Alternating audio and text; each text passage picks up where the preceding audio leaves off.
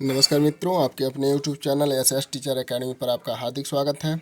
आज हम सब हिंदी साहित्य का दूसरा इतिहास जो बच्चन सिंह जी द्वारा रचित है उसे महत्वपूर्ण कथनों को और महत्वपूर्ण तथ्यों को देखेंगे, अध्ययन करेंगे। तो आप लोग पूरा वीडियो देखें। यह आपको हिंदी साहित्य का दूसरा इतिहास पढ़ने की आवश्यकता नहीं है। वहाँ से जो क्वेश्चन बनने वाले हैं यह उस पूरे किताब का निचोड़ आपको दिया जा रहा है। तो आप इस पूरे वीडियो को देखकर आप उस पूरे किताब का जो निचोड़ होगा, सार तत्व होगा, आप उसे अच्छी तरह से अध्ययन कर सकते हैं, उसे आप उसका ज्ञान प्राप्त कर सकते हैं। ठीक है, तो आइए देखते हैं। पहला, नए इतिहास के लिए शुक्ल जी का इतिहास एक चुनौती है। कथन है, ये किसका कथन है दोस्तों? तो यह बच्चन सिंह जी का कथन है कि नए इतिहास के लिए शुक्ल जी का इतिहास एक चुनौती है। तो यह बच्चन सिंह जी का कथन है। हिंदू मग पर पाँव न राखी का जो बहुत हिंदी भाख्यो, किस कवि की पंक्ति है? तो यह नूर मोहम्मद की है। आप लोग पढ़ चुके होंगे, लेकिन जो वहाँ से सार तत्व है उसी को बस वहाँ से जो क्वेश्चन बनने वाले हैं, क्योंकि आप लोगों ने देखा कि 2021 में जो पेपर हुआ टीजीटी का, उसमें से ज़्यादातर क्वेश्चन रामस्वरूप चतुर्वेदी जी से और बच्चन सिंह जी के बुक से पूछा हुआ था। तो इसलिए यह आपके लिए अति महत्वपूर्ण है। शुक्ल जी के इतिहास का संशोधित और परिवर्धित संस्करण छपा। कब छपा था? तो 1940 में। यहाँ पर 1640 है, तो 1940 में छपा था दोस्तों। हिंदू धर्म परलोपतारो जायन्ते चक्रवर्तिनः हिनश्च दूषयत्वेव हिंदुरित्यच्यते प्रिय, किस ग्रंथ में वर्णित है? तो यह मेरुतंत्र में वर्णित है दोस्तों। किस में वर्णित है? मेरुतंत्र में। तुर्की अरबी हिंदुई भाषा जेते आही, जेहि मग मारग प्रेम का सबे सराहे ताही, जायसी के किस कृत का अंश है? तो यह जायसी के पद्मावत की यह अंश है दोस्तों। जो जायसी द्वारा रचित पद्मावत है, वहाँ से इस उदाहरण को लिया गया है।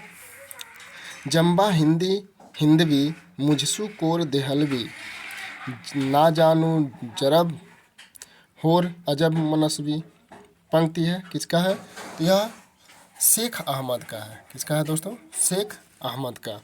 तुर्क हिंदुस्तानियम मन हिंदवी गोयम जवाब, किसने कहा? तो यह अमीर ने कहा। किसने कहा? अमीर ने कहा। उर्दू को यामनी भाषा कहने का श्रेय है। उर्दू को किसने यामनी भाषा कहा? तो लल्लू लाल ने कहा दोस्तों। किसने कहा? लल्लू लाल ने कहा। अवधी और ब्रज, इन दोनों भाषाओं में रचना करने वाले कवि कौन है? अवधी और ब्रज, इन दोनों भाषाओं में रचना करने वाले कवि को पूछा जा रहा है। तो वह तुलसीदास जी हैं दोस्तों। कौन है? तुलसीदास जी हैं। अगला, हिंदुस्तान में बिरादरी और जात पात नामक पुस्तक किसकी है? तो मुद्रिया वत्सेव की यह पुस्तक है। मुद्रिया वत्सेव की। अगला, हिंदुस्तान की आबादी की कोई निश्चित चेतना नहीं है, जैसा उदाहरण के लिए तमिलों या पाओ गया है, या होना चाहिए, गुजरातियों के मामले में है। यद्यपि यह इलाका और उसकी आबादी सामान्य इतिहास के सूत्रों से आपस में यहाँ पे बधे हुए हैं। यह कथन किस पुस्तक से है? ठीक है, ये हिंदुस्तान में बिरादरी और जात पात पुस्तक से है। हिंदुस्तान में बिरादरी और जात पात पुस्तक से है। राजशेखर का समय और उनके ग्रंथ का नाम बताइए। तो राजशेखर का समय क्या है? तो 19वीं शताब्दी, और जो ग्रंथ है वह काव्य मीमांसा है दोस्तों। यदि आप चैनल पर नए हैं तो चैनल को सब्सक्राइब कीजिए, और पूरा निचोड़ दिया जाएगा बच्चन सिंह के बुक से। गौड़ आदि देशों के कवि संस्कृत में, लाट देश की कवि प्राकृत में, मरुभूमि और पंजाब के कवि संस्कृत में अधिक रुचि रखते हैं। यह कथन किस पुस्तक का है? यह कुछ जो कथन है वह काव्य मीमांसा का है दोस्तों। किसका है?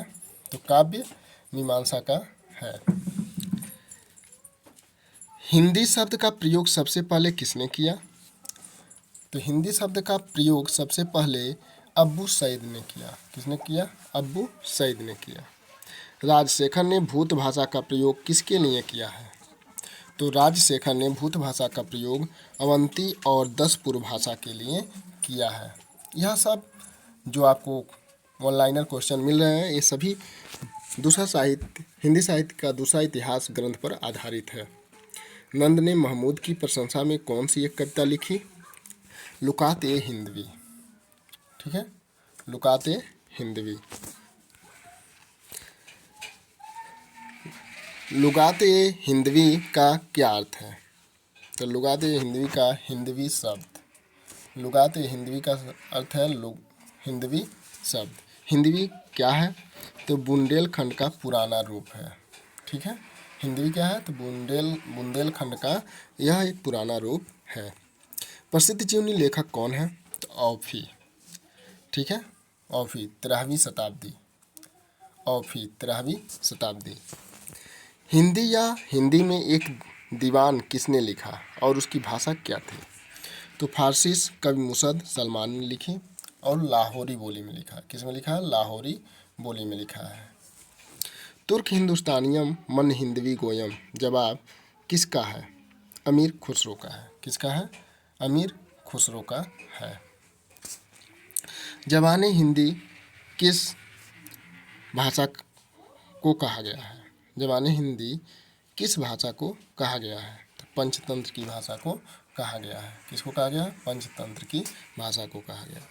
हिंदी के दो अर्थ कौन से हैं? हिंदी देश के निवासी और हिंदी भाषा। हिंदी के दो अर्थ कौन से हैं? तो हिंदी भाषा, हिंदी देश के निवासी और हिंदी भाषा, यह दो अर्थ होंगे। रहला इब्न बतूता ग्रंथ किसका है? तो रहला इब्न बतूता जो है वह इब्न बतूता जी द्वारा रचित है। आदि अंत जसगाथा अहे, यह पंक्ति किसकी है? तो जायसी द्वारा यह पद्मावत से ली गई है। ठीक है, यह पद्मावत की पंक्तियां हैं। रानी केतकी की कहानी ग्रंथ किसका है? तो यह ईसा अल्लाह खां का है। किसका है दोस्तों? तो ईसा अल्लाह खां का है। हिंदू मग पर पाँव न राखी काजो बहुते हिंदी भाखी, किसकी पंक्तियां हैं? तो यह नूर मोहम्मद की हैं दोस्तों। हिंदी माही फकीर के अक्षर लागे तीन, किसकी पंक्ति है? तो गिरधर राय 1743 ईस्वी। ठीक है, गिरधर राय 1743 ईस्वी। क्या जानू लोग कहते हैं किसको सरूरे कल्ब आया नहीं, लफ्ज ए हिंदी जहाँ के बीच, किसकी पंक्ति है? तो यह गिर का है। ठीक है, हिंदू उर्दू को अलगाने का योजनाबद्ध प्रयास किसने किया? तो वह गिलक्राइस्ट ने किया। किसने किया? गिलक्राइस्ट ने। अपभ्रंश का अपना निजी खास छंद कौन सा है? तो अपभ्रंश का अपना निजी खास छंद जो है वह दोहा है। क्या है दोस्तों? दोहा है। वीर श्रृंगार नीति और धर्मपरक दोहे किस भाषा में मिलते हैं? वीर श्रृंगार नीति और धर्मपरक दोहे किस में मिलते हैं? तो वह अपभ्रंश में मिलते हैं। किस में मिलते हैं दोस्तों? अपभ्रंश में। जिस प्रकार गाहा कहने से प्राकृत का बोध होता है, उसी प्रकार अपभ्रंश का बोध किसे कहने से होता है? दोहा, दोहा को कहने से। दोहा बंद के अंतर्गत कौन सा छंद आता है? तो सोरठा आता है। मूलतः अपभ्रंश भारत में कहाँ की बोली थी? तो पश्चिमी भारत की। कहाँ की बोली थी? पश्चिमी भारत की। दूसरा छंदबंद पछड़िया या अरिल किस छंद से मिलते हैं जुलते हैं? तो चौपाई से। किससे मिलते जुलते हैं? चौपाई से। पाल वंश को किस वंश के नाम से जाना जाता है? तो गडेरिया वंश के नाम से जाना जाता है। किसको? पाल वंश को। कालिदास के किस रचना में अपभ्रंश के छंद मिलते हैं? तो वह विक्रमो वरसियम में। ठीक है, विक्रम उर्वशियम में मिलते हैं। अरिल देखो, जिनदत्त, यहाँ जिनदत्त होना चाहिए, जिनदत्त सूरी ने किस छंद का प्रयोग किया? तो अरिल छंद का प्रयोग किया। अपभ्रंश काव्य को मोटे तौर पर कितने श्रेणियों में बांटा जा सकता है? तो अपभ्रंश काव्य को मोटे तौर पे 3 श्रेणियों में बांटा जा सकता है। ठीक है दोस्तों, आप चैनल पर नए हैं तो चैनल को सब्सक्राइब कीजिए और आगे का भाग देखने के लिए अवश्य ही सब्सक्राइब कर लें। धन्यवाद।